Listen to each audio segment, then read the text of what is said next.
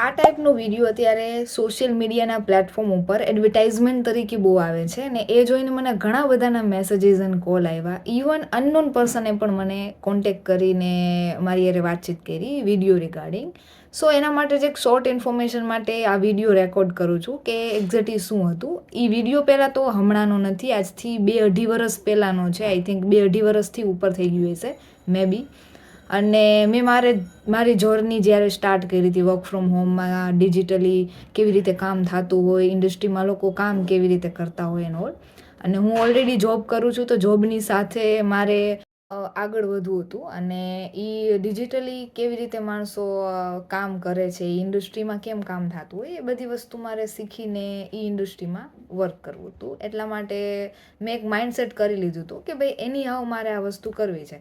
હવે જો સિમ્પલ વાત છે, મેં કોઈ એવા વ્યક્તિઓને ખાલી મારા જાણીતા હોય એવા મેં જોયા નહોતા કે એ લોકો કેમ કામ કરતા હોય ને શું. આઈટી ફિલ્ડમાં હોય એ અલગ વસ્તુ છે, પણ ફ્રીલાન્સિંગની જર્નીમાં એવું મેં ક્યાંય જોયું નહોતું, એવું મને કોઈ ગાઈડન્સ આપ્યું નથી. મેં મારી રીતે બધું રિસર્ચ કર્યું, જાણ્યું, શીખવું અને પછી કામ કરવાનું શરૂ કરી દીધું કે જે ભગવાન શું થશે એકવાર ખબર પડશે એમ. અને ત્યારે તો એવા બધી ફ્રોડ નકામા બહુ થતા, નો ડાઉટ કે ભાઈ અમુક એવા એક્સપિરિયન્સ તમને થાય ખરા કે ભાઈ આમાં આવી રીતે કામ થાય છે અને આમ નથી થતું ને એવું બધું. પણ તમે એકવાર કરો ને પછી ખબર પડે. અને એથી બેસ્ટ છે કે તમે માઇન્ડસેટ એકવાર બનાવી લો કે ભાઈ મારે આ કરવું છે, તો એ પ્રમાણે પછી એના રસ્તા ખુલવા માંડે. હવે પછી 1-2 વાર તમારી એ લાઈક એ વસ્તુ વર્ક ન કરી હોય અને તમે પછી ગિવઅપ કરીને બેસી જાઓ તો એ નકામું.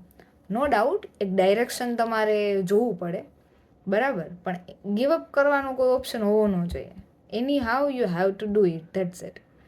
અને પછી ધીરે ધીરે મેં એમાં કામ શરૂ કર્યું અને 6 મહિના જેવું મેં એમાં કામ કર્યું. પછી એ પ્લેટફોર્મની સાથે હું કન્ટિન્યુ ના રહી, કારણ કે જેમ જેમ કામ કરતા જાઓ ને એટલે તમારા અનુભવથી તમને ખ્યાલ આવે કે ભાઈ ઇન્ડસ્ટ્રીમાં વર્ક કઈ રીતે થતું હોય, બરાબર.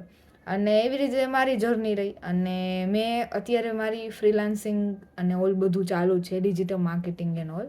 એમાં હું કામ કરું જ છું. જો કોઈ પણને કામ કરવું હોય, કંઈ શીખવું, કંઈ ગાઈડન્સ જોતું હોય તો મારો કોન્ટેક્ટ ડેફિનેટલી કરે અને એમાં મારી બનતી હું હેલ્પ કરીશ. મારી સાથે પણ કામ કરવું હોય તો નો ડાઉટ તમે કરી શકો. પણ હું એટલું જ કહીશ કે ભાઈ અત્યારે છે ને ઓનલાઈન તમારે શીખવું હોય ને તોય ઘણા બધા પ્લેટફોર્મ છે. અત્યારે એડટેક પ્લેટફોર્મ છે. તમારું માઇન્ડસેટ હોવું જોઈએ, પણ પછી એવું માઇન્ડમાં નહીં રાખવાનું કે ભાઈ એમાં કેટલું સાચું હોય છે અને કેટલું ખોટું હોય છે અને કેમ ખબર ને.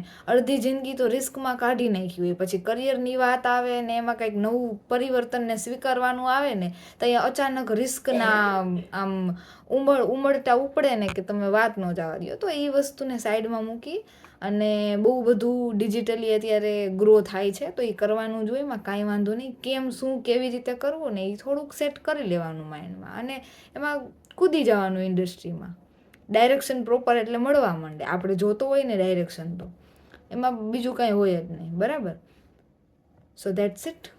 એ કંપનીમાં હું અત્યારે કામ નથી કરતી. હું કામ મારી રીતે ફ્રીલાન્સિંગનું અલગ અલગ પ્લેટફોર્મ્સ હોય, ડિજિટલ યુનિવર્સિટી હોય, એમની સાથે જોડાય, એમનો કોન્ટેક્ટ કરો એટલે કોમ્યુનિટી બિલ્ડ થાય તમારી. તમને ખબર પડે કે ઓલરેડી જે આ માણસો કામ કરે છે એ કેવી રીતે કરે છે, એટલે એ બધું કરાય. ફ્રી પણ કરી શકો ને પેઇડ પણ કરી શકો. કોર્સ કરીને કરી શકો.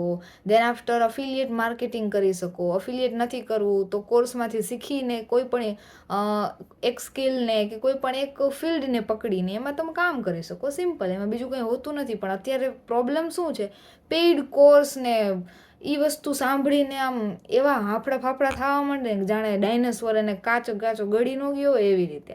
એવું કાંઈ ન હોય. તમે એ સ્ટાર્ટ કરો ને, બરાબર, એટલે બધું થાય આગળ. ફ્રીમાં કાંઈ હોતું નથી. કદાચ હોય ને એમાંથી તમને શીખવા મળતું હોય ને તો તમારી રીતે કરાય, એમાં કાંઈ વાંધો નહીં.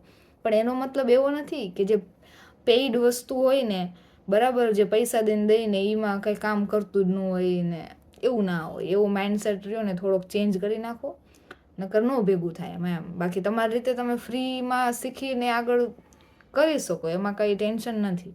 એ થઈ શકે, એ ઓપ્શન એ છે, બરાબર. પણ તમે ખાલી શીખવા ખાતર શીખતા હોય ને પછી જોઈ લેવું ને સમજી લેવું ને જોયું જાહે ને તો કરાય. પણ જો સિરિયસ હોય ને એમાં આગળ તમારે જવું જ હોય, સ્ટેબલ રહેવું હોય, તો તમારે પેઇડ કોર્સ પણ કરવો જોઈએ અને એમાં આગળ કામ કરવું જોઈએ એમ. That's it.